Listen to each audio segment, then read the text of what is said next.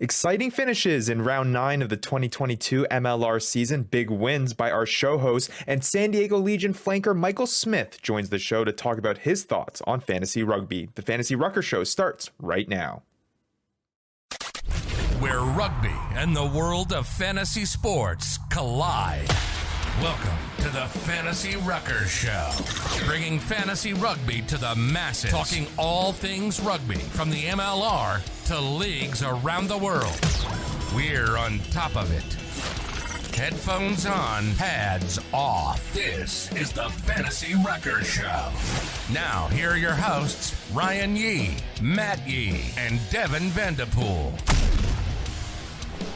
What's up, everybody? This is lucky number episode 13 of the Fantasy Ruckers Show. Thank you so much to our league members. Thank you so much to our Fantasy Ruckers community members. And thank you so much to everyone else joining along on our fantasy rugby journey, trying to make it a reality in the MLR. And of course, with me, as always, Matt Yee, Devin, Vandy, Vanderpool. And I'm going to hop right into it because the past few episodes, have been a little bit tough. We started off early with the saltiness. Wins have been tough to come by, but not this week, baby. In round 9, both Matt and Devin Vanderpool coming away with big dubs in the fantasy league. Guys, how are you feeling? Lit up, fam. Oh man, boys, tough outing there by Utah, but I mean, fantasy, you gotta love it. I mean, that's my best performance by far, easily. Finally had a guy put up over 15. I mean, my San Diego guys have just been money. Yeah, well, talking about San Diego guys, we're going to getting to a San Diego guy in just a second here. But Matt, everyone's waiting here. All the fans, all the Fantasy Ruckers community members, they're all waiting to hear your reaction. Wins have been tough for you, and you got a big one this week against Bing Bong Theory. How you feeling, man? Boys, I've been going through a dark tunnel, but I found the light, boys. I found the light, and I'm winning a chip. Yeah. This is my year. 2 wins, that's where you got to start, right? Now I'm not going to lose until next week. But hey, me and Ryan behind your back, we're going to have to talk about how we were going to pull you out of it. You know, these episodes are getting a little dark and depressing. Hey, yeah, you know. I don't care how the commish did it. I got it done. I'm flying now, boys. I'm flying. Well, hey, we're gonna break that all down. I'm sure all of you are waiting to hear how that win came by for Matt, and we're gonna break down the entire round 9 fantasy matchups. We had exciting matchups. We had exciting matchups in the MLR too. A lot of exciting finishes. We're gonna talk about all that as well. And we do have that special San Diego guest joining us in just a moment's time here. But before we get into it, make sure you're following, liking, subscribing on all of our social media channels at the Fantasy Ruckers. You can find us there. That's where you're going to get updated and stay up to date with all the latest happenings in our league, the latest results, the latest stats, all that good stuff. You'll be able to find us there and stay in tune with the official Fantasy Ruckers League. I also want to quickly mention too, Matt and I had the wonderful opportunity of hopping on MLR All Access this week to talk about the Fantasy Ruckers project and talking about making fantasy rugby a reality in the MLR. That aired last night on Fox Sports 2. And if you missed it, you'll be able to catch that on the Rugby Network as well. Matt, we had a lot of fun. I think it was a huge opportunity for us to be able to grow fantasy rugby in the MLR, talk a little bit about, the things that we're doing here. And hey, hopefully we catch a few more fans along the way. They'll be interested in following our league. Oh, yeah. I mean, it was a good time. And the only thing that we were missing was old man Vanderpool. And I mean, hey, I appreciate the shout out. It was a good time. All Stacy. Yeah, Stacy gave the nice shout out to Vandy, and yeah, they were a blast to talk with. So hopefully, a lot of more people will be aware of the Fantasy Ruckers and fantasy rugby in the MLR, and hopefully we can grow this thing and actually make it a reality. Well, that's enough talking about us here. I don't think people want to hear what we have to do. They want to hear about fantasy rugby. They want to hear about the MLR. They want to hear about the players that are playing in the MLR, and we are lucky enough to be joined here with San Diego flanker Michael Smith. Mike, thanks so much for joining us today to talk a little bit about the MLR and fantasy rugby, man. How's it going, guys? Yeah, thanks so much for having me. Yeah, it's no problem at all. We love to always get the chance to talk about MLR, to talk to MLR players and pick their brain about what they think about fantasy rugby. But before we get into that, we just want to get your thoughts on the season so far. I mean, San Diego's doing absolutely fantastic right now. You guys are absolutely rolling, coming off a big win against Utah. How you feel in this season so far, and how you feel things are going with your campaign in 2022? Yeah, it's good.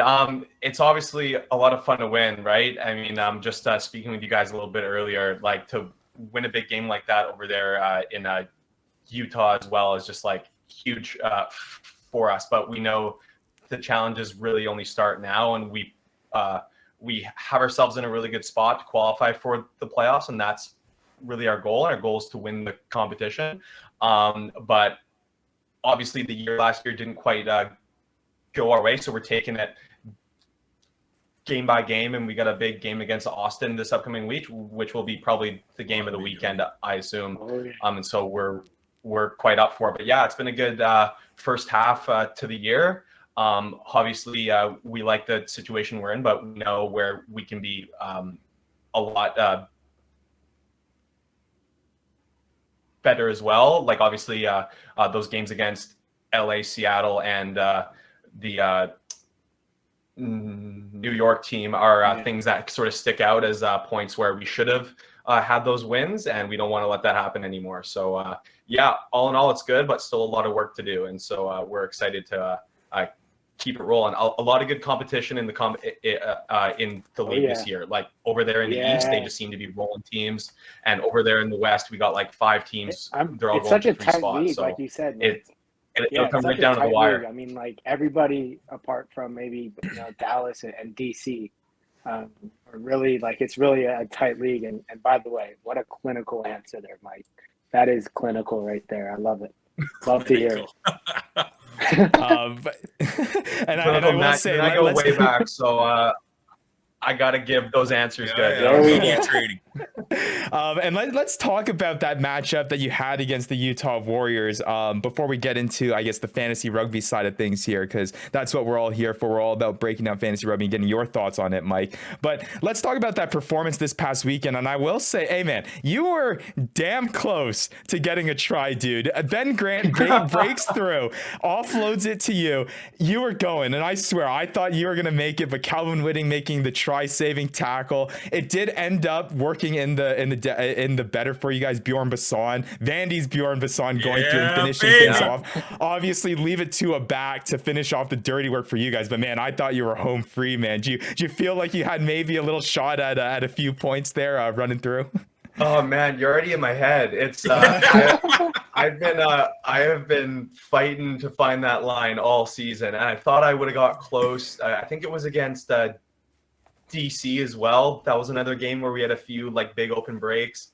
But yeah, still haven't found that try line. But we got some good guys on the team that know how to score, and that's ultimately how we're gonna win those games, right? So we all play to our strengths, and I've got mine and they've got theirs, and I'm just like I'm really happy with a win like that. Yeah, I mean, but yeah, we are still trying to find that try line. So I will report back to you when that's happening. Man, speaking of strengths, I mean, I'm pretty sure you're top 10 in the league in tackles, and I'm personally playing with you. I am not surprised at all because you're an absolute mutant. You'll basically hit a breakdown, get up, tackle a guy, hit another breakdown, then tackle the next guy.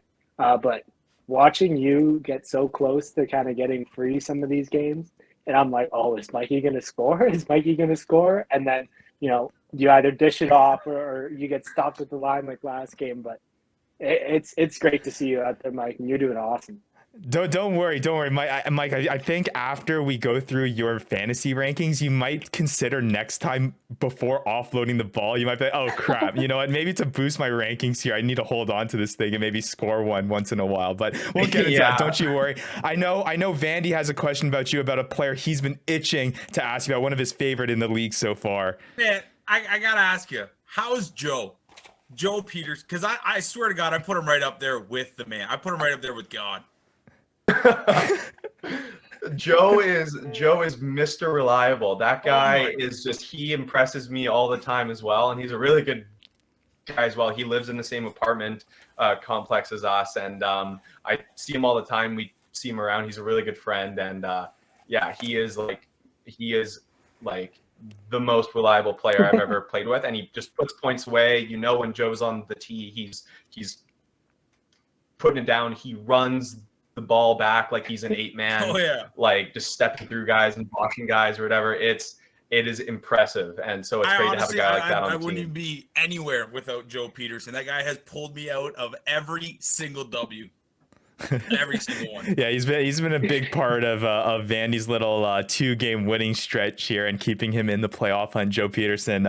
People were giving him a hard time when Vandy drafted him, talking about how he's old man Joe and him at everyone's hitting me with he's 37 years old.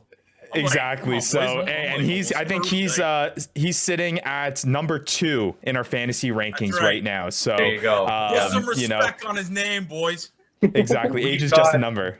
The age spreads that we've got here in the MLR, like we got 22-year-olds playing with 42-year-olds, right? And it's age, like as soon as you're on the that pitch, it does not, like, no one cares, right? And it's just how you can play. And if he can play like that, then he'll keep playing and he'll keep starting. He had a big part for 10. I mean, right? He plays and puts his body on the line as if he's like 20 something. So I mean, I'm not surprised. But man, on that point, Mike, like on your team alone, what you got? Joe Peterson, you got Ma Nanu, you got Chris Robshaw.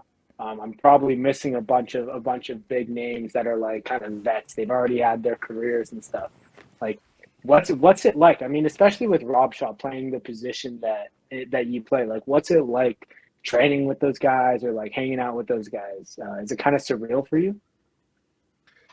Yeah, I mean, it's really surreal in the way of like just getting to be at the same spot that they're at in terms of the team and playing with them and being in that same environment, really. And they become sort of like just like a friend or a person, or you see them in the gym, you see what they do and they lift. And I mean, at the end of the day, they're just kind of guys. They're one of the boys. I know they all love to like get into the cards on a road trip, or they're all doing this and that, right? And so they're just like, it's nice to know that you can sort of like still like have that youth and that career that you have for as long as you do and still be a part of it. It's sweet, honestly. It's great. And then the sort of experience and the seriousness that they bring to the environment as well, being in a professional environment, is excellent. Just like when they talk, like, you know, everyone listens, right? Like they have something to say and they have that experience behind them. And so everyone will listen to them.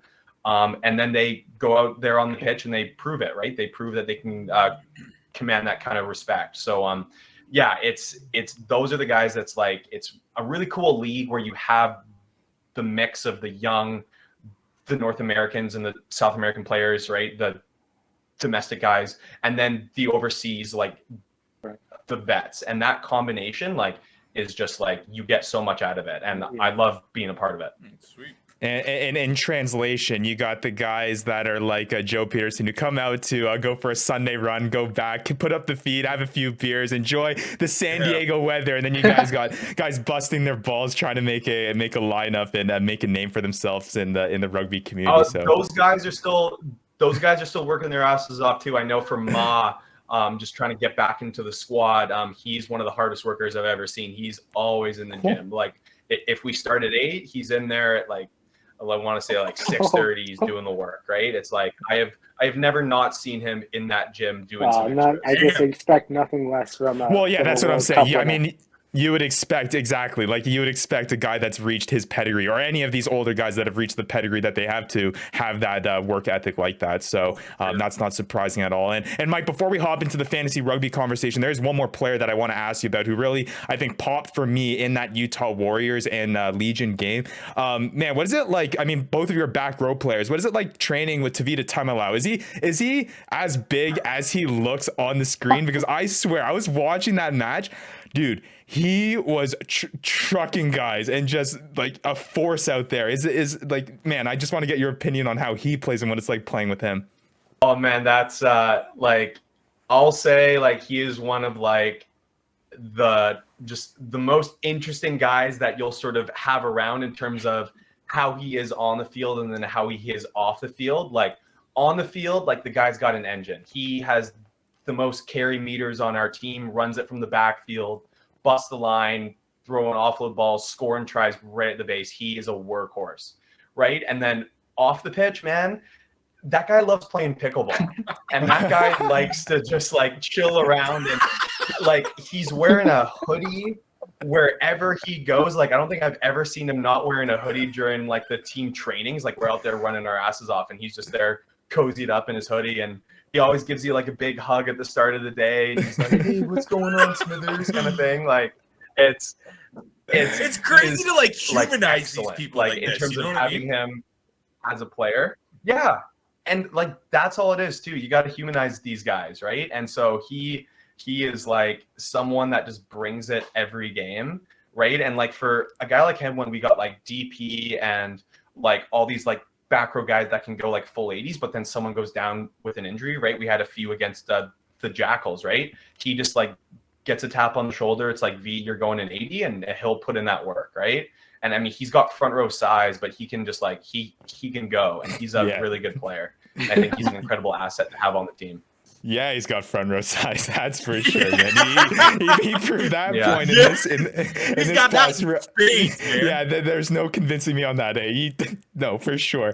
All right, so let's hop into the fantasy rugby conversation, Mike. I don't know how much fantasy sports you play. Outside and other. I mean, it's huge in football, baseball, hockey. You name the major sport, there's a fantasy sport to go along with that people are die hard committed to, and that's kind of the goal that we've been trying to have here at the Fantasy Ruckers is, hey, let's try to establish, a fantasy element to the MLR with this growing league. I think we think it will only help grow the league, become more popular. I mean, Vandy is a perfect example, man. He had never watched a full rugby game until before this season, and the very first rugby that he's digesting is the MLR. Fantasy rugby got him into it, and we're hoping that can be kind of the same story for a lot more fans that will help grow it. So we just want to get your opinion, man. How do you what's your opinion and what's your thoughts on hearing fantasy element being added to the MLR with what you know? Quick disclaimer: the thing that really got me to rugby was watching the All Blacks do the haka. All right, true. But the like many game people, awesome Vandy. itself. Like many. But yeah, man, what's your overall thoughts on fantasy rugby, dude? I'll just say as well, for good reason too, that haka when you're staring it down as well, like man, I can only even playing imagine. against like high school teams, like some high school teams that tour from New Zealand, they'll do it, right? And so it's a really cool thing to see. But as far as like doing the league goes and the fantasy stuff, like I just think it's immensely popular, and I think that's great for the game as well. And there's certainly like the people that love to get into that stuff. Like I know my older brother as well, he's big into like the NFL, the fantasy stuff. And like at the end of the year, they had like a big party where they came in and they announced all the results and they gave out the whatever. And it's just like a way to bring the friends together, like around things as well. And like when I was in high school, I was doing like hockey pools with all my friends because I was a big ice hockey kid. And so you pick all your guys at the start of the year and you go with that. Now I know it's like all on your phone and all online. Like I probably am like a little out of the loop now because I haven't been involved with it as much. I'm talking about filling out paper ballots when it's all on your phone. It's like that was really my last experience when I got into it. Honestly, that's pretty much what we're doing. Yeah. Except now it's on an Excel sheet. But like certainly there is a pretty excellent fan base that follows that kind of stuff, and if it can bring more fans in, and even for people to just enjoy the league a bit more, right? I mean, like the thing I'll hear about is like playing on the Canada tours. Will be there overseas, and guys will just love to bet on like games and like the Olympics and stuff like that. And it's like it's so much more interesting to watch a game when you know there's something on it, right? Some like personal thing in there for it. Yeah. And so I buy into that hard. I think that's like sweet and like a really good reason like to get more people into the game for them to really enjoy it. So as long as people are having fun and enjoying it and like trying to give guys a hard time, like your guy there, Matt E. I'm all about it. So I think it's great. That's exactly kind of why Ryan, came up with this idea and why we're doing this is like there's people that love fantasy and love watching sports because of fantasy, or whether it's because of betting, either way. Like, to get more people to watch MLR because they're invested in a fantasy league, but people like Vandy who have never watched the game before, but now are watching it because they have, $30 in a fantasy league. It's the perfect way to kind of join those together and get new fans in. So just wait and see how involved I am when you can open up sports betting. Exactly it. Yeah. But I can bet old Joe's gonna put in 5 off the boot. Of course, that's what Vandy goes right to. But yeah, man, no, I completely. I would bet. I'll put every dime I got on old Joe. That's man has never let me down. He's let me down less times than my father. Dude, Vandy has had a relationship with old man Joe for about 2 months here, and he's already he's already signing off. He's already put him in his will. He's already got him as his emergency contact. He's got all the trust in Joe now. Ice in his veins. He's got my firstborn too. If he wants him, I'd force him. There we go. But Mike, I couldn't agree more. I mean, man, what's interesting, and we talked about, humanizing these players. I think adding a fantasy sports element adds this kind of individual aspect to the game where, now I'm looking at, I'm watching out for Mike Smith to see, I have him on my team. Is he going to go score? I don't care what San Diego does, but is he the one holding onto the ball when, you guys are mauling it over for a try? Or is he the one that's breaking that line and dishing it off? I think it adds a pretty cool element. And like you said, it makes you have skin in the game, which always makes it a little bit more entertaining as well. So it's cool to hear that we're getting a lot of positive support here from the players in the league, which is good to hear. Not so sure though if that positivity is going to remain after we reveal these fantasy rankings though, Mike. So are you ready for it? I will preface by saying this: in the way our league is set up, backs get most of the glory, as they always do. And backs, kickers. Yeah, you know what? It's like, what's the old adage? The forwards decide who wins the game, and the backs say by how much. So that's a good say. There we go. Well, I'm also playing with Mike and being able to firsthand know the style of play that Mike plays. The way that we point things in our league does not give Mike the greatest opportunity to get points. I mean, if we had tackles in this league, Mike would be one of the top guys to pick up in our league, because I know for a fact that Mike is making a ridiculous amount of tackles a game. So that's what I'll preface. Well, I can tell you for sure he's 4th in the league with 124 tackles. So. Yeah, no, actually, I was just gonna look for that stat. You pull up that stat there on thing. You got me. There we go. Dude, that's impressive, man. 4th in the league, Mike. 4th in the league. That's crazy, man. I'll put it this way: he's second if you don't count the New England Jacks players. I've always like those, like the totals of the tackles and stuff. I always think is exceptionally awesome, and it sort of rewards the players that sort of like have those like parts about their game that they don't get like a lot for. I mean, like there are probably like a lot more guys that are like over the ball like a lot better as well, right? And so so like I think it's sweet. I do think one of the things I like to see is that it's like how much it is like per games played and things like that, because I know some guys got way more like, because it'll boost your rankings, Mike. You'd be number one if that was. I'm just saying Josh Larson up there, captain of the Free Jacks. I don't think that guy's come off yet, so I might need to have a word with them after this. So there we go. Yeah, no, you are sitting just behind Joe Johnson, Slade McDowell, Josh Larson. You're sitting on the season right now, Mike, with 124 tackles. That's incredible, man. So yeah, if we had that in our fantasy league, which we are hoping we can eventually get into our league at some point, which would be really cool. We'll definitely see that your name will shoot up the rankings. But until then, they're not in here. Yeah. So we'll reveal here where you're sitting at. And and we'll have a little fun with it, and we'll see whether or not this motivates you, like I said, to hold on the ball a little bit more instead of dishing it off when you get close to that try line. But you are sitting right here, Mike. If I could get a small drum roll here, guys. You are sitting here, Mike, at 180th. Which is not bad. To be honest, that is higher than I thought it was, because I think I might have 0 points in my whole career in the MLR. So I don't know if I'm a good bet. Boy, you don't have 0 points in the Fantasy Ruckers Fantasy Rugby League. You're sitting at, let me just pull it up here, a total of 6.5 total fantasy points. There we go. Just to put that into perspective, your teammate Joe Peterson has 59.2 on the season. So got a little bit of work to do here, Mike, but you're getting there. That's for sure. That's why I put him right up next to God. I'll have to tell Joe to allow.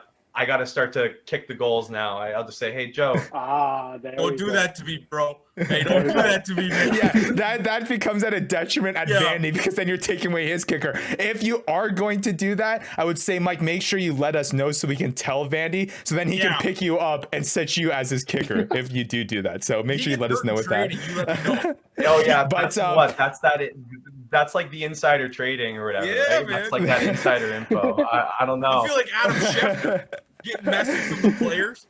I will say though, Mike, that you are 13th ranked on your team. So you're the 13th ranked fantasy player on the San Diego Legion. You're sitting just behind Ryan Mattias and just ahead of Will Hooley.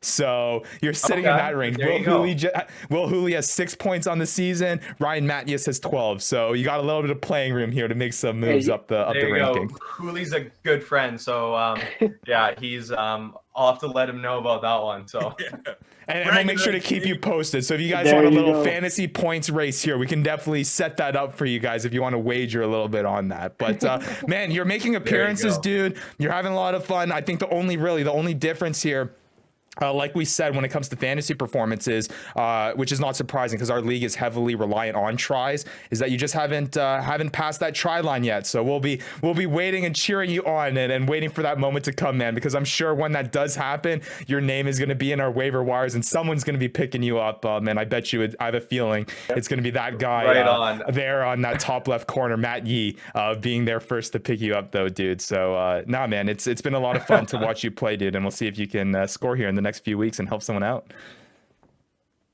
Yeah, I appreciate that too. Yeah, I'll be certainly trying to find that the try line there, but those wins they come first, right? And so as long as we keep winning those games, I'll enjoy the glory at the end of the year. So there you go. Look at that. Fair enough. That's the work from Mike Smith. That's the diplomatic answer that we were waiting for. We're 2 for 2. This is very diplomatic answer. Media training. Andrew Coe is diplomatic with his answers on the interviews, and there we go. We brought out Mike Smith, and we got it out of him too. But yeah, man, I would love to score a try. You know. Hey, we are pulling for you, man. We are going to be out of our seats when that happens, and we'll be there to congratulate you along the way. But man, sitting at a 5-3 record with the San Diego Legion, got a big matchup this week in round 10 against the AG Austin Gilgronis. That will be a really fun one. Like you said, we think it's we agree with you. We think it's the matchup of the week, fighting for that top spot in the Western Conference. Is going to be a lot of fun, man. Good luck with that one. Good luck with the rest of the season, dude, and we'll love to have you on whenever you got a free moment to speak with us. We had a blast. Right on. I appreciate that, guys. Yeah, I love all this and like getting the community together as well, and bringing in a lot more of the fans as well. So yeah, let's keep on that, and I'll have to chat with you guys again soon after I've scored that one. So exactly, we'll chat you. That's the deal. That's the deal we have here, Mike. You only are allowed to come back on the show once you come back with the try, man. All right. Unless you make a massive tackle, then you're right back on too. There we go. So 2 things: you can either pass Joe Johnson, Slade McDowell, and Josh Larson on the tackles list, or you score a try. You let us know which one you're up for, and we'll keep an eye out for that. We'll be watching. We'll see what happens. Yeah. We'll see. All right. Thanks, Mike. Appreciate it, man. And we'll see you soon. Good luck, man. It's been a slice, man. Thanks. Thank you very guys. All right. Well, that was Mike Smith of the San Diego Legion, flanker for them, and yeah, that was a fantastic conversation with him. A lot of insight there. Cool to see that he's excited about growing the game, especially with fantasy rugby. And yeah, we'll hopefully see that try soon from him. He was so close, man. Ben Grant offloading it off, and Kelvin Winning just came there and stopped it. But I thought it was gonna happen. But hey, maybe this week against I just want to see him score and AG. just point right at the camera and be like, "That one's for you." That one's for you, baby. That's for the fantasy fans out there. But yeah, no, absolutely fantastic. We'll definitely have him on. I was gonna say one thing before he dropped off, but I didn't get a chance. But I'm just gonna say this to the league members and all the people watching: don't you dare sleep on Mike Smith. Don't you dare sleep on Mike Smith. Once tackles come in this, once he starts scoring tries, oh, you guys better be ready. I'm gonna pick him up first, by the way, so don't even worry about it. Yeah, with all you've been pretty spot on with your waiver pickup, so. It's true, and when Matthew says it on this show, it seems like it's almost. It seems like it comes to fruition. So I guess let's mark it down here, boys. Mike Smith try in round 10 against AG. It's gonna happen. It has to, right? The only shitty part is Matt doesn't know how to spin his fab. That's all right. We just spoke something beautiful into existence. It's all that matters. Well, there we go. Well, hey, let's hop into kind of how round 9 did play out here. But I do want to get to some very key news and notes before we hop into that. Some pretty important things that have happened this past week that I think our fans will be excited or interested in hearing about. The first big thing here, guys, is a new partnership with Major League Rugby. They signed a historic partnership with TAP. It's a New York-based technology and marketing company, and it seems like that they are going to be introducing some live on-screen in-game betting in partnership with the Rugby Network, and that's coming this week. That's coming in round 10. So you can expect on the Rugby Network, on the Rugby Network, you can expect some overlays and some on-game things. Vandy, I'll send you the article with it. But you should expect some on-game overlays where you can, I guess, make live in-game bets and things like that. I'm not quite sure of the exact logistics, but from first glance at the article, that's what it does seem like, which is a good sign for us. Obviously, we're not a betting show, and we're mostly obviously all talking about fantasy sports, but fantasy sports does have its ties with the betting community. And the biggest thing here is that with sports betting means that there has to be obviously stats involved, which means this could be a good sign that stats are on the way. And they did. Stacy and Mark did mention on the show on MLR All Access that stats were coming on the way. And I know they've been saying that, MLR has been saying that for a long time now, but all these moves and all these signs are pointing towards that this is something that is in the near future, which will only benefit fantasy rugby in the MLR. You excited about that, maybe Vandy? Rugby Network. I was actually legitimately just checking my betting app. Well, I'm not too sure if it's going to be on the betting app. It's going to be through the Rugby Network. It sounds like we'll have to see with how those things go in. So it's kind of polarizing. I saw on social, some people are all for it, some people not so much. But I guess we'll see. We won't know until we actually see the product this coming week. Moving on to another big announcement. There are now some rumors here, guys, that the Austin Gilgronis are going to be sold off. It sounds like your boys, Adam Gilchrist, is not very happy with how things are being operated in the MLR, which is kind of confusing, and why that is leading him to the decision of wanting to sell one of his teams. I'm not too sure. Some of the rumors are pointing towards the fact that he is having a struggle with financial things that is leading him to sell the team, which makes a lot more sense. Again, this is all hearsay, all through sources and rumors, so we're not quite exactly sure what the exact reasoning is. Nonetheless, there are rumors out there that AG will be sold off. There's rumors that the potential new owner that would invest in the team met with the team after the game this past week. That was interesting. So we'll have to keep an eye on that. There's really nothing tangible here that we can speak about, but just something that we need to keep an eye on. And this would be the second ownership change for this Austin team, having been the Austin Elite when they first joined the league before Adam Gilchrist bought the team and turned them to the Gilgronis. Now, there's possible complications with relocation, right? Like they could hypothetically relocate. I mean, I saw that. Yeah, like I seen like they were saying they could hypothetically, if wanted, relocate by the new owner. yeah, I mean, I mean, I guess new ownership brings a lot of new possibilities. I know that there is the expectation, if not a relocation, there would be a rebranding and a renaming. I heard so rename we for would sure, say goodbye to that lovely Gilgroni's name that we Matt all loved love so Hey. much. But Hey, what did we learn from Mr. Gilchrist? I think we learned one great valuable lesson in life. Don't name a rugby team, 2 rugby teams after your dumb drinks. All right? Don't do it, or else you're gonna lose one of them. that's That fair might enough. be true. Fair enough.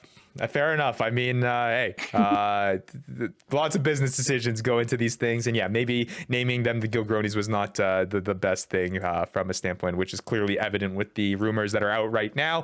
But we'll leave it at that, and it's definitely something that we'll keep an eye on in the weeks here moving on out. Not exactly something that you want to be hearing with the success that they're having this season so far. It's kind of weird timing with this whole thing. So interesting to see there.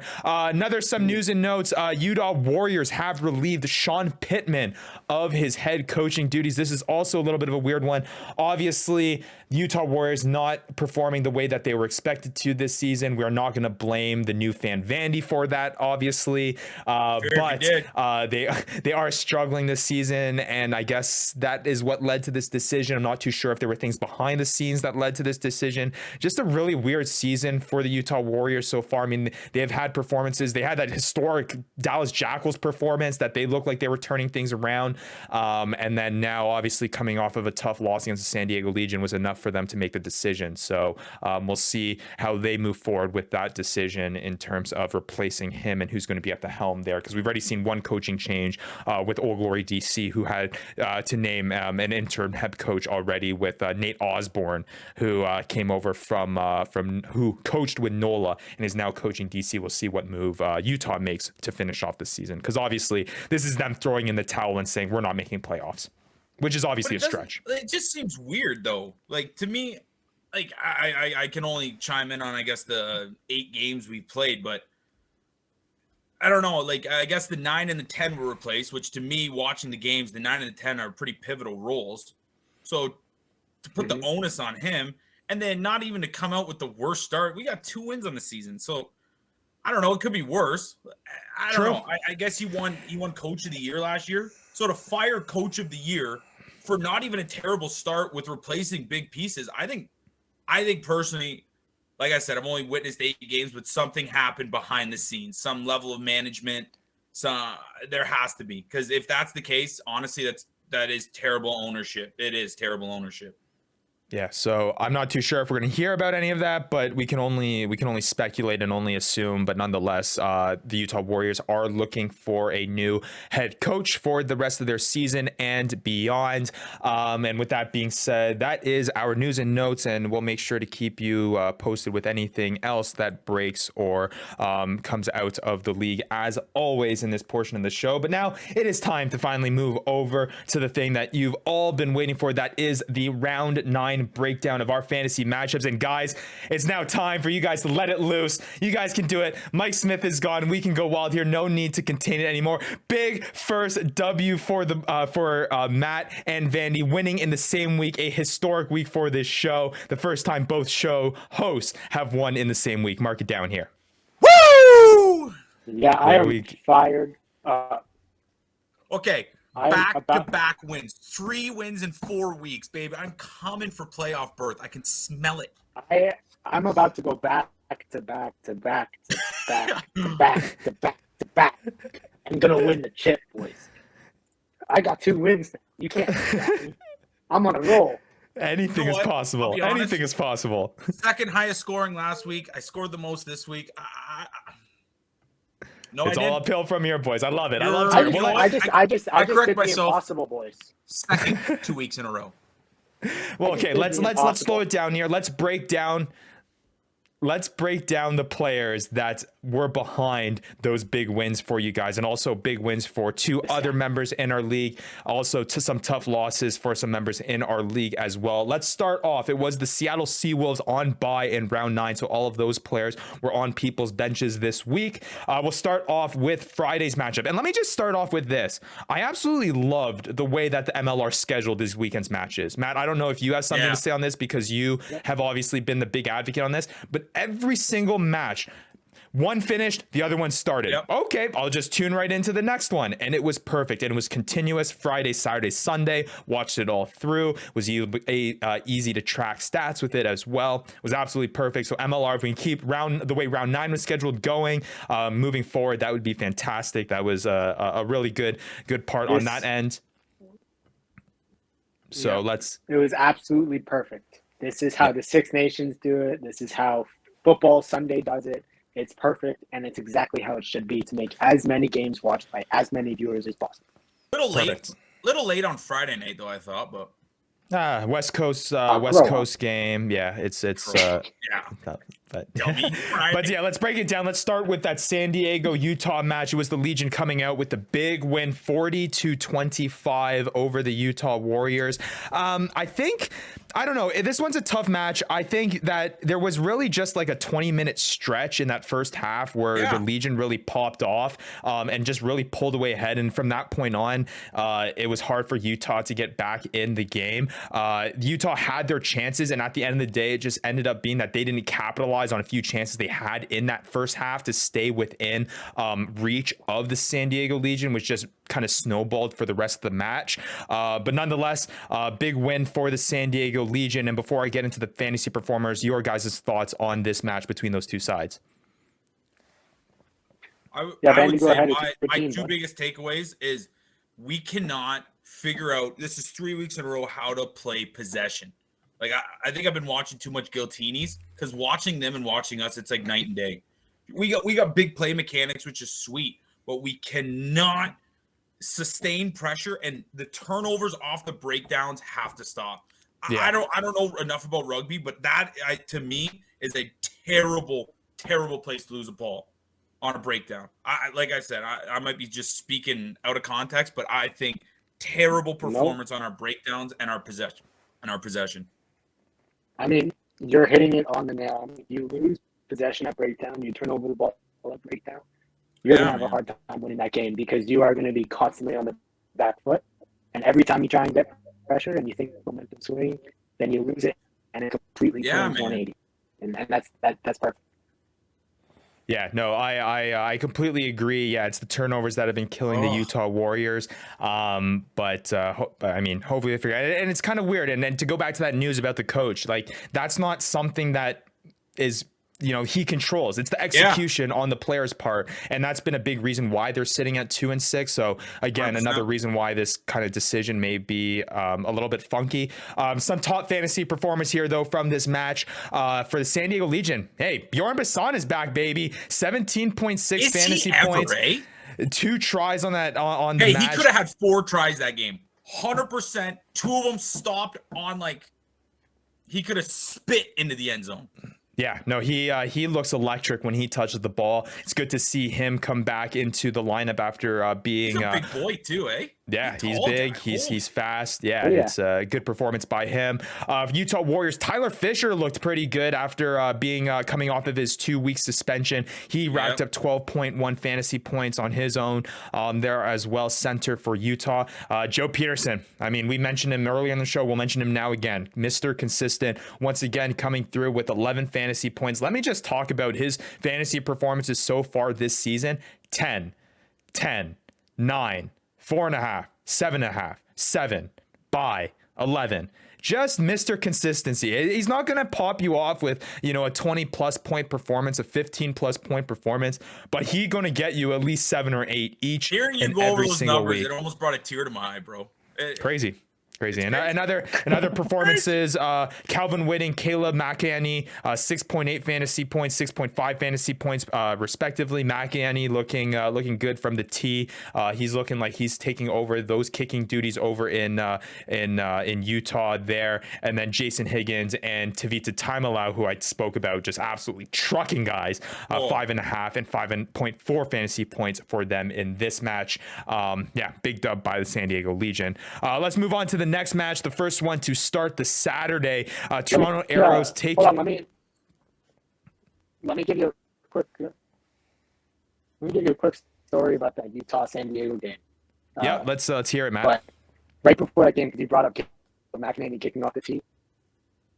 Right before that game, John messages me, who's the owner of Lads on Tour. He messages me saying, "Hey, should I start Clive and Lobster? Should I trust him on the tee? Do you think he's going to be kicking tonight? Because I haven't been seeing him kicking." Game starts. I get a text from him saying, "Oh, dang it! I shouldn't have started Clive and Lobster. I messed up." And I just see Caleb McAnany kicking all the points off the tee, and I was like, "Hey, what are you going to do, man? Welcome to the L's." Even though he ended up getting a win, but still. Yeah, no, he messaged me as well, and he messaged me saying, "Yeah, you know what, I'm gonna pick Clive and Lauser this week." And then as soon as obviously had it was the first match of the season, so it wasn't too long after they set lineups, and I think right afterwards it was like, what's the opposite of like instant gratification, like instant regret, I guess. Yeah. After having that, so that was John for so you sure. guys made me feel for drafting Joe. Well, hey, and then you got the instant gratification the past friggin' 9 weeks, so not too bad there. Let's move on to this next match that started off the Saturday. Toronto Arrows taking on Rugby Atlanta. This one was a tight one, man, and it's kind of the match that we expected between these two teams. I mean, they're both very physical teams. I mean, we've seen it from Toronto. They showed it the week before, that hard, gritty defense that they're able to display, and obviously Rugby Atlanta has shown that they like to use their front pack, get physical, and use the big boys up front as well. So it was almost like a clash of almost the two complementing kind of playing styles, and kind of we could expect that we were going to see this low scoring affair. Thoughts on the matchup between Toronto Arrows and the Rugby Atlanta before I get into a little bit of controversy that may have decided the match here? Yeah, I mean, let's just give a shout out. First try in 1,000 days on Canadian soil goes to the Arrows. That was nice. But I honestly thought that they outplayed Rugby Atlanta. I thought they did. Right? They carried the ball more lineouts. They passed more. They did everything. But that yellow card, I think that's what decided the game, was that yellow card. Personally. Yeah. And I mean, like, Toronto Arrows should not be 6 points behind Rugby Atlanta. But if you just look at the numbers and you look at the standings, Toronto Arrows do not belong in that tight of a match with Rugby Atlanta. But, with the crowd behind them, yep. I said that last week, I said I was expecting them to pull a dub out of this. And they were close. I mean, with the controversial possible try, that possibly would have been it. But mind you, to your point, Andy, I mean, they played with a 10 at 9. For I don't know how long, but anytime you have to move somebody who isn't in their natural position into a pivotal role like halfback, you're gonna have a tough time. Well, that position, especially, that's such a decision-making position. Like, it takes so much game knowledge, I feel, to play that position. Not saying 10 wouldn't have it, but. And it looks like that Toronto is going to be struggling moving forward. That injury did not look good for there, so we'll see who moves into that scrum half position there. Just to get into a little bit of the controversy, there was almost a game-winning try here for the Toronto Arrows that would have kind of changed the fate of this match. And a little bit of reffing decisions went to TMO, and Brian Ray actually has a good breakdown on Twitter that you can find. But yeah, it was in the try zone. It was kind of hard to explain. It was brought back, and then Ronan Foley was there and touched it in the try zone. They ended up calling it no try. People are saying it should have been a try. Would have given the Toronto Arrows the lead, at least in that match, or at least tied it up. I can't remember, but it would have been a pivotal try. Very interesting there. But let's just talk about, guys, the performances, the fantasy performances from this match. Jason Dam, one of the biggest pickups from this past week. He had a big try in this match, 6.5 fantasy points. Kirk Coleman being consistent once again off of the boot, 6 fantasy points for him. And then the Toronto boys coming through, 5.7 fantasy points for Andrew Quatrin. Big pickup for Matty, coming off a try performance in week 8, coming through in week 9, and then 5.5 for Sam Malcolm, who was off the boot as well. And then Matt, this was a key position for you in this matchup. Rugby Atlanta, I mean, we were banking on their set piece being dominant and being good. I should mention that Toronto Arrows set piece also came through as well. That maul try that they scored for their first try, when basically the whole team there was pushing over the line, very symbolic in their first match back in Toronto. Big team try, all of them got up, were very pumped up. But talking about Rugby Atlanta, they also look very dominant on the set piece. They brought in 4 fantasy points for you, and it looks like they might be a keeper defense for the rest of the year. And it wasn't even Marco van Rensburg this time. No. Yeah, no, it wasn't Marco Jan Franz Rensburg. But hey, Rugby Atlanta's doing the work. And the forwards are getting the treats. That's all that matters. And shout out to my boy Andrew Quatrin. I picked you up and you came in and delivered for me. He did. He came through big for you in a pretty tight matchup between you and Bing Bong Theory. But yeah, close matchup also in this Toronto Arrows Rugby Atlanta match. Unfortunate for the Arrows, but the Rugby Atlanta team looking strong, still and able to gut out a pretty gutsy win.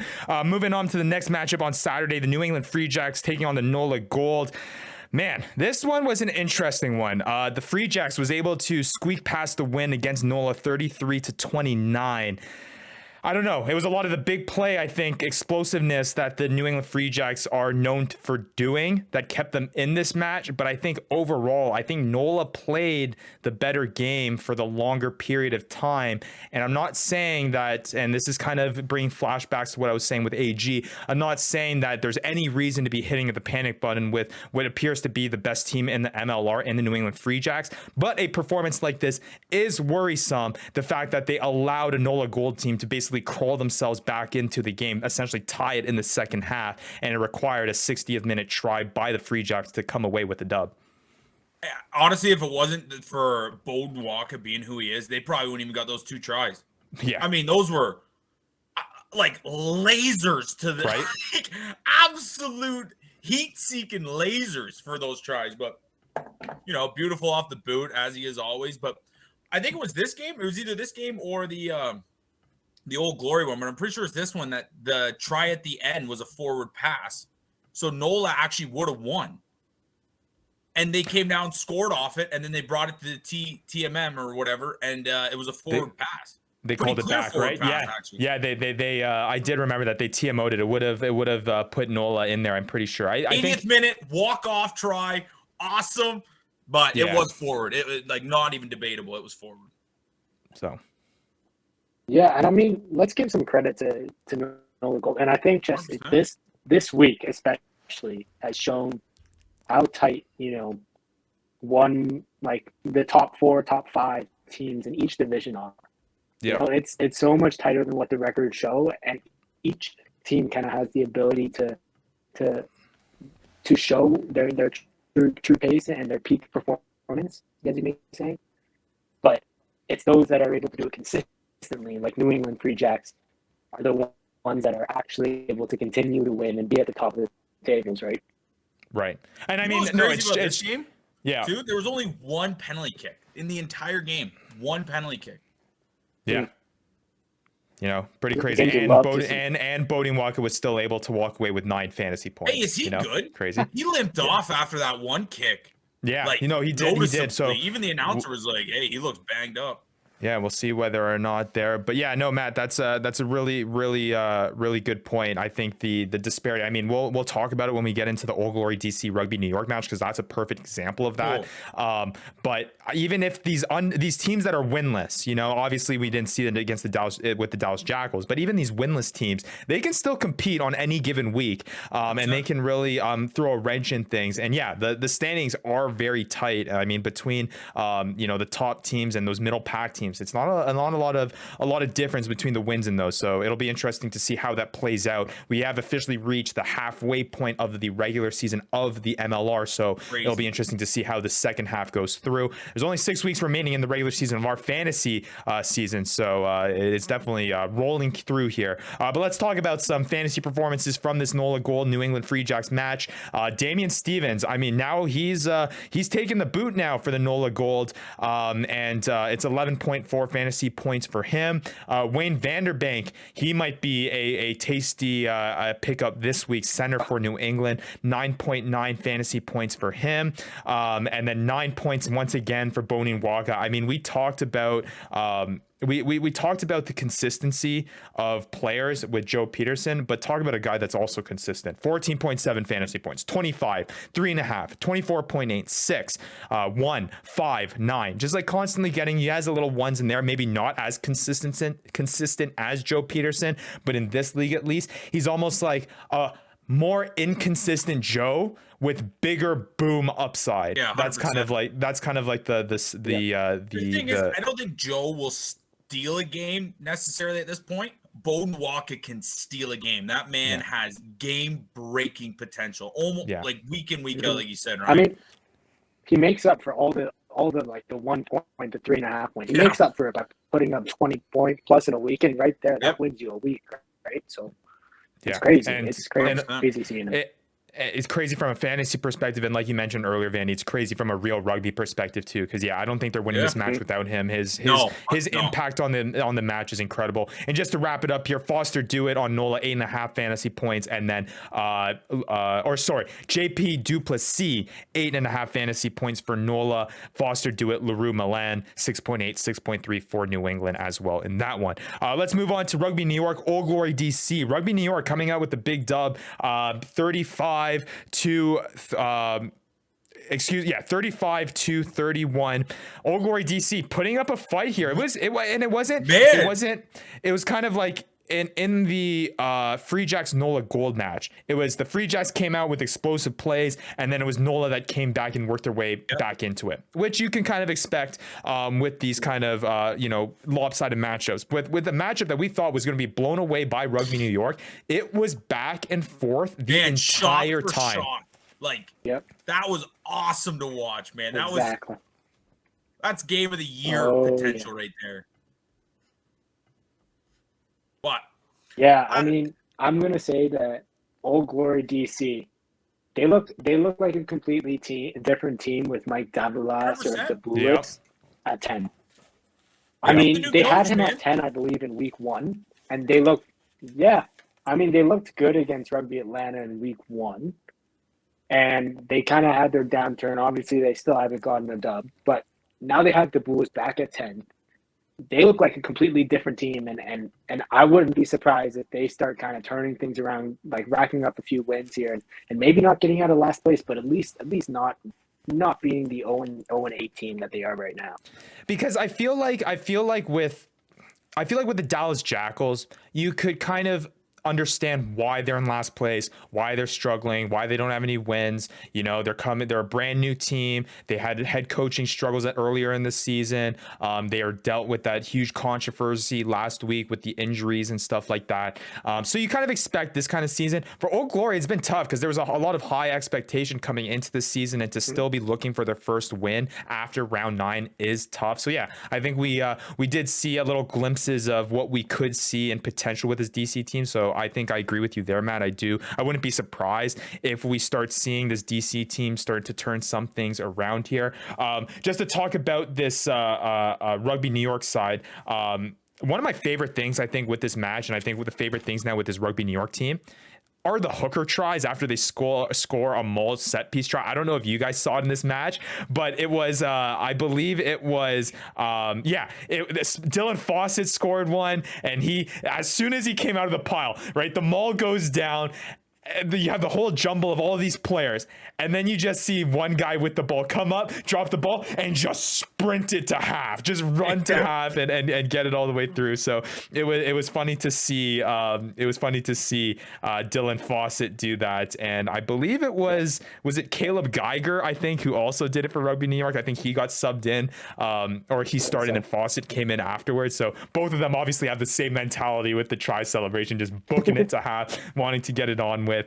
So that was really cool to see. And I will add that it was also cool to see, I don't know if you caught it, guys, but seeing Pego Haini on the sideline too, kind of taking a break as he was recovering from his injury. He did kind of like sideline reporting for the Rugby Network and MLR, and I thought he was providing good insight. Kind of gave me the Super Rugby feels to it. So that was a cool element as well. And then I'm pretty sure the guy has crutches underneath his armpits, holding the mic like this. I'm fairly certain this guy is crutching around, holding a mic, trying to broadcast as well as limp on one leg. The legend. Hey, that takes some talent too, man. That takes some talent too. And then I will say the thing that I saw from this New York team, man, that center combo between Fuatai and Jason Emery, man, still looks so deadly and so electric. The way they're able to cut up the back lines. I mean, they didn't really translate into fantasy points in this match. I mean, Fuatai only got 1, and so did Emery got 2, I believe. Emery got 2 as well. But their ability to open up the match and open up the lines and break through and create these plays and offensive opportunities is, I think, massive for this Rugby New York team. So that was big as well. Just going down. Old Glory did a pretty good job of that too. Like that Renata Roberts Tanana, man, that guy was hitting that line with some mustard, man. Like he was ill intentions. Yeah, Talatina looked good too, and Junior Sao as well. We haven't said that name on this podcast for a while, and he's coming off a 5.8 fantasy performance in week 8, and then he puts up a 2-try performance with 13 points. He scored 13 points for DC, and then after them, like we mentioned, Talatina 10.4, Mike Dabulis, Matt, you mentioned him, 10.2, come in there pretty consistent.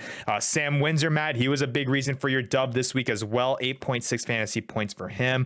Will Tucker coming big for 8.6 as well. Connor McManus 7.3, and then Dom Bailey with 5.6, Fawcett with 5.6, and then Caleb Geiger with 5.5. And like we mentioned, Rugby New York's set piece is looking pretty good too, with both those Geiger and Fawcett tries, so they had 5 fantasy points as well. I'd love to see more of those sprinting celebrations as the season goes along as well, because I think just like football, Vandy, when you see the big men score the touchdowns, it's always fun to see the big boys score the tries in rugby as well, obviously evident with those try running celebrations. So pretty fun match there. And then kind of the 2 matches now that I don't think we need to touch a lot of time on here. Guys, the LA Guillotines taking on the Dallas Jackals. Obviously, we don't really need to say it. We mentioned it. Jackals coming off of a tough week going through the incidents that they went through. Guillotines, obviously, they're going into form. They capitalize on the situation, racking up 47 points, I think scoring 7 tries, taking the win there, 47-7. Anything that you guys got to say there before I get into the fantasy matchups or fantasy performances? Domination. I mean, I'll just say I feel for those Jackals. Oh my god. I feel for them. I mean, domination. like, but just like the dominoes have fallen on them. I mean, they start the season off 0-6. Oh yeah, what else can you take? Yeah, we'll make half your guys fall off a walkway, unfortunately. And that now you guys are having to go the rest of the season with new guys. Not the guys that you envisioned your season being with. And they're gonna have to try to find a way to maybe even get 1 win. Like, is that something that maybe is their goal? Let's get 1 win on the season. So I feel for them. Yeah, it's a tough one. I'll just quickly round off the fantasy performances. Andrew Tuala looks good. He scored, I believe, 2 tries, 10.6 fantasy points for him. Luke Burden, that pickup is looking really good, 9 fantasy points. I was kind of like weighing back and forth here between whether or not if you picking Luke Burden as your kicker versus Sam Windsor would have made a difference. I think, you're not complaining with how things turned out there. Adam Channel making an appearance, his first appearance on the season, 6.9 fantasy points, and then Ryan James 6.8, and then the lone point scorer for the Dallas Jackals, Cale Hodgson, scoring that try. The pretty money kick from Carl Els, hitting him there in the corner. 6.8 fantasy points I was for watching him. the Free Jacks. Yeah. And then let's move on to the last matchup. I thought this match was going to be a lot closer, but it wasn't. In the Battle of Texas, the Austin Gilgronis taking on the Houston Sabercats. They rolled away with this one 43-5. It was really never competitive. It was a little competitive at the beginning, but then the Gilgronis really took advantage of it and just rolled along with it. Before fantasy performances, guys, anything to say with this one? Hey, why did Lawrence, why did he get that yellow card? I didn't understand that at all, and they didn't even really review it. I didn't understand. The only thing that I could think of was that it was like a multiple infraction penalty, and they ended up carding him. But I couldn't tell what he got the card for. Yeah, but he's kind of looking. And then there was another one. I don't think I've ever seen it. Well, actually, it would be the first time I've seen it live. The penalty try. Yeah. So I mean, you'll see that more often. I think they've had quite a few so far this season. But if a team is going to constantly infringe on the penalty, they'll say, hey, if you're going to keep on doing that, screw it. We're giving the team when the you get that penalty, they reset you to the 5 meter or whatever. Right. And I mean, at some point, it's like you can only commit so many penalties before the ref is just like, man, like that's the reason why they're not scoring try yet. So that's essentially what happened there. But yeah, that was weird. But I will say, Vandy, I think it's probably pretty promising for you to see you having a consistent 9 who has a pretty big impact on the field. It looks like Ryan Lowens might be your guy heading through the season, as long as he can stay out of the bin. First yellow card of the season. That's my first yellow card out of any player. First yellow card of the season, and he did mitigate it a little bit by getting the try assist. So there was that. So it wasn't the full -4, it was the -2. Nonetheless, you were rolling away with it anyways with Bjorn Basson's performance. So it's all good there. But fantasy performances here. Julian Dominguez made it a little bit tight for Matt. Yeah. I was sweating. I texted him and I said, he was having a game. I said, Julian Dominguez, 2-try performance, man. And he just said, you got to be kidding me. But yeah, he's put up 12.7 fantasy points. I was statting it out this morning. It got closer and closer, but it didn't hit over your total, Matt. And you're still able to get away with the dub. Mac Mason, 12.1 fantasy points. And then Gideon Van Wyck, 5.8. Mason Koch, 5.5. And then Mason Peterson, 5.5 as well. Gilgroni set piece as well, coming through there for a try assist too. 3 fantasy points there. So it's good to see some set pieces coming through for some fantasy owners this week. But I really don't think there's much else to be said with this blowout win with the Gilgronis and the Sabercats. Before we move on here, guys, to league update, any final thoughts on round 9 before we move on? No. I've said I think that's all good. So that was round 9. Pretty exciting stuff, pretty exciting finishes. So let's move on to Commissioner Yee's thoughts on the league.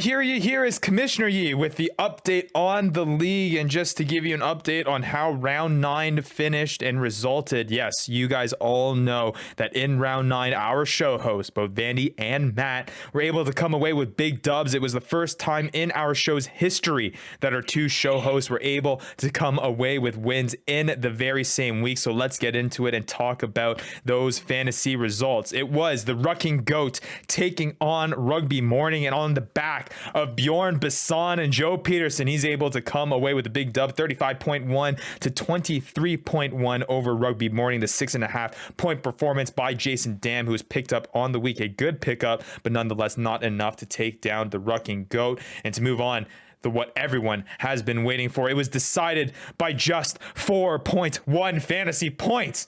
But Ruck and Roll finally coming away with the win, taking down Bing Bong Theory. And it was the performance of Sam Windsor, this very same guy that has been giving Matt a headache all season long, coming through big for him in round 9, going away with 8.6 fantasy points. Andrew Quatrick also helping with that with 5.7 fantasy points. The 12.7 point performance by Julian Dominguez was not enough to get Bing Bong Theory a win. And then moving on to the other 2 performances on the week, still very important and had a lot of impact on our standings. Lads on Tour taking down Feral Hippies, who Steven, who is the new owner of that fantasy squad, is still looking for his big first dub, and maybe that torch is being passed on from Matt to Steven. I don't want to say it yet, but there have been some inklings there in the Discord community about it, and I think Matt would be happy to pass that torch off very quickly. But Feral Hippies falls to 8. Lads on Tour 24.4 to 18.3. And then our last matchup on the week, a big performance by Victoria's Secret. Wasn't any big ones by any particular player, but just consistent performances by 4 players. Mike DeBoulis, Bodine Waka, Damian Stevens, Will Tucker, all contributing to the 37.7 fantasy performance for Victoria's Secret, beating Dankest Anchors 16.2 total fantasy points. It was 37.7 over 16.2. Those are the fantasy performances of the week. And then the standings, to give everyone an update, number 1 still sitting at the top of the league is Dankest Anchors, but our top 3 teams all share the exact same fantasy record. They all sit at 6 and 3. Their only difference is the total points that they've scored this season so far. Coming in tied at 4th is both Lads on Tour and Rugby Morning, sitting at a 5 and 4 record. And then we have the Ruck and Goat, who has crawled his way back in, winning 3 of 4 weeks, sitting at a 4 and 5 record, only 1 fantasy position away from making the playoffs, and he still has 6 weeks to make that push. There's also a lot on the line with Charity. Vandy keeps on moving up the rankings, which means there's less money that is going to Charity, but I don't think Vandy has anything to complain about that. But hey, our league members got to do better. Come on, start racking up some wins and slowing down this roll of the Ruck and Go. But it doesn't seem like he's slowing down anytime soon. So that is the latest stuff with our league, guys. Just some housekeeping stuff with our league. I will let everyone know I did go through here and update some of the position. Oh. I didn't even get to the most important part. I forgot. We got official standings. Your second week, buddy. You don't even get a shout out at this point. Well, okay, let me finish it up. Let me finish it off here. The Feral Hippie, Steven, sitting at a 2 and 7 record, continues to struggle and fall down. But an opposite here for Matt and Ruck and Roll, sitting at a 2 and 7 record, still in last place, 30 points total behind Steven and the Feral Hippies. Nonetheless, he's got his second dub on the season. You gotta love that. Hey, Steven, we're going to switch, buddy, next week. Oh, don't you worry, man. You're going to find yourself in last place. I'm going to be celebrating because I'm winning the chip. The heat is absolutely on. And yeah, just before I get into it, what I was saying is that I have updated a lot of positional eligibilities for a bunch of guys in our league and a bunch of guys that are owned by you, the league members. So make sure you go through your roster, make sure you check that all the eligibilities are still cohesive and work with what you are planning to do in this round 10 lineup that you're going to be submitting to me later this week. So just make sure you stay in tune with that. I will say it was a lot of the guys that had dual eligibilities. A lot of those dual eligibilities are now gone. So if you had a guy that had that, most likely that was changed. There were only a select few guys that were able to keep that after a few weeks. Just some quick names to list off so that you guys can see.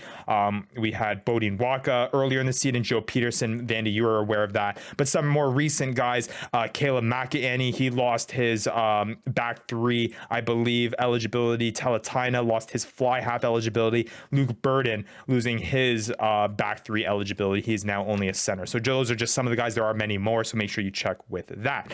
So with that being said, that is our league update. I'm now going to move on quickly here to the waivers, guys. I'm just going to list out a quick few names because we are running long here in the show. So I'm just going to round out a few names, and then we will move on to the matchups that you are all looking forward to most in round 10. So some names that some people will be looking at in this round 9 waiver wire in this league, or round 10 waiver wire, I should say, sitting at the top of the rankings that are available right now is going to be William Talatina, who is the center for DC, losing that fly half eligibility. But if you are looking for a center, he is available. He is a kicker, hasn't kicked though in the past couple weeks, but he does have has done it before. A little bit inconsistent and up and down, but he is available. Some other names here: Wayne Vanderbank. He's looking good for New England, scoring 9.9 fantasy points this past week. He's the center for New England. Mika Cruz is available. He was not in the lineup this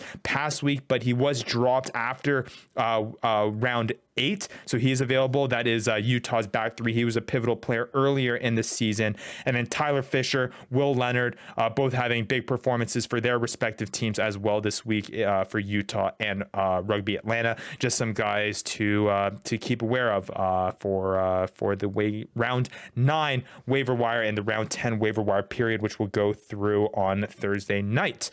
So those are some of the names. Now let's move on, guys, to the round 10 match preview.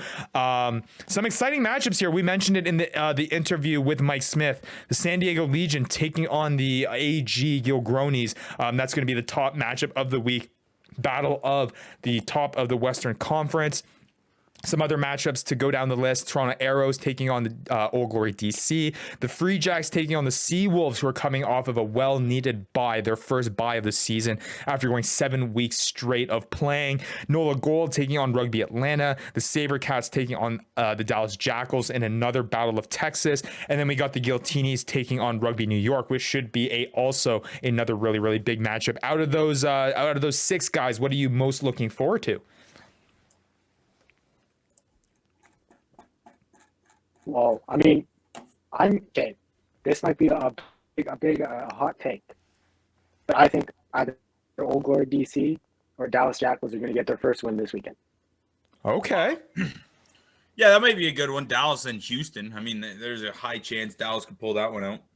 What makes you say that? Is it just because the big turnout? They're both playing teams that are beatable, not necessarily top tier competitions. Is that why, Matt?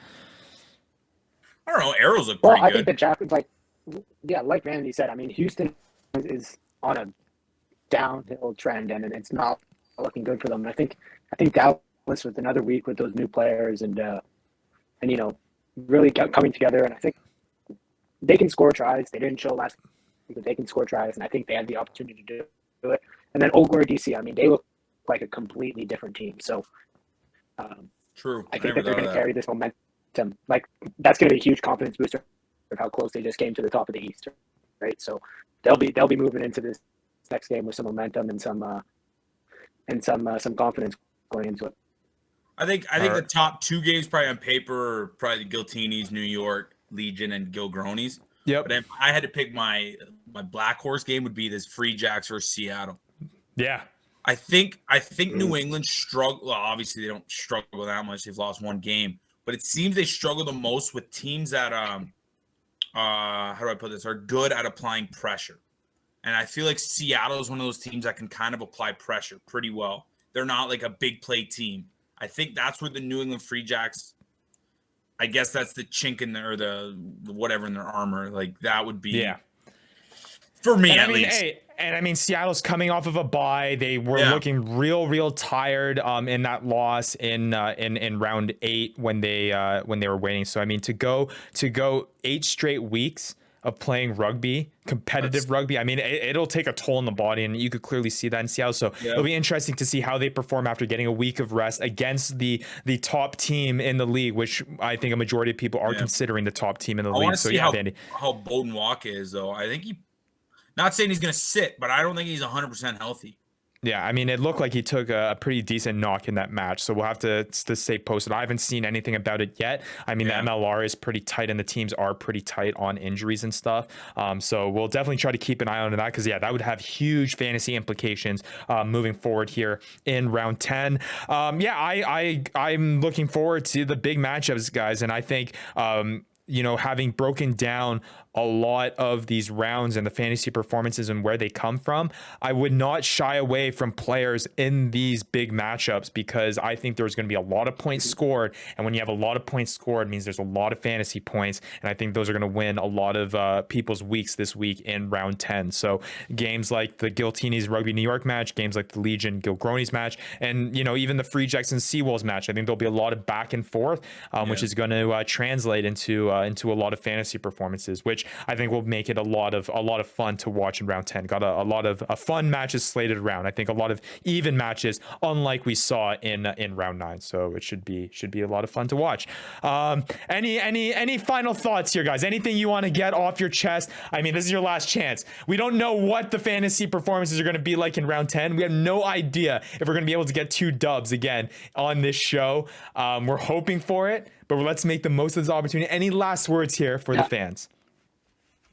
Yeah, well, I got one last thing. Next week, I promise you, the commissioner will not forget to say my name when he's announcing the standing, because I will be in the top 6. Keep my commissioner out of your mouth. I promise that won't happen. I swear that was not on purpose. I completely missed it. But yeah, what a very, very coincidental, I guess. On the biggest week for Matthew, I missed out on his shout out. But nonetheless, it was a very fun round 9. Thank you again to Michael Smith for joining the show. Got a lot of insight from him. He was a lot of fun to talk with. And if you haven't checked out our appearance on MLR All Access, make sure you check that out on the Rugby Network, where we talk about our journey of making fantasy rugby a reality in the MLR. Make sure you also follow us on socials, subscribe everywhere you can find us at the Fantasy Ruckers. We really do appreciate all the support. It's gone a long way in keeping this fantasy rugby project going. For Matt, for Devin, Vandy, Vanderpool, I am Ryan Yee. To all of our fantasy rugby Ruckers community members, we thank you so much, and we'll see you in round 10. You've been listening to the Fantasy Ruckers Show, bringing fantasy rugby to the masses, covering everything rugby from the MLR and beyond. We hope you enjoyed the show.